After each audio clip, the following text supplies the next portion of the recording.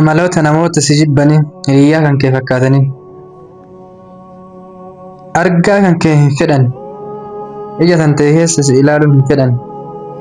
yoo ati waa isaan gaafatte jecha qabbanaa siif deebisan si ceeman ati waa gaafattuu hin fedhan gaddaa fi gammachuu isaanii si wajjin sheer hin godhatan yookaan immoo sitti hin qooddatan sitti hin himatan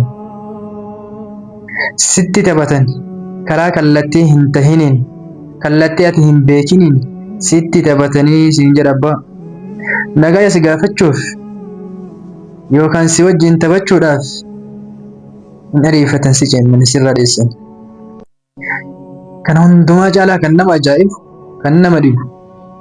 milkaa'uu kan kee yoo argan milkaa'innaa kan keessan akka waan ati hin milkoofnetti si tuffatan si tuffatanii siin jedha akka waan ati hin milkoofnetti iddoo bakka namni itti wal gaheetiin hin jedhetti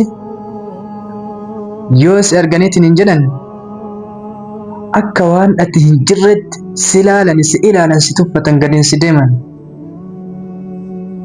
gaafa ati waa tasa taatee dogongorteetiin hin jette ilma namaati ilmi namaa kun dogongoraadha dogongora kan keessanitti sitti gammadan sanii maqaa kee si balleessuudhaaf sitti gammadan waan babbadaa sirraa haasa'u baay'isan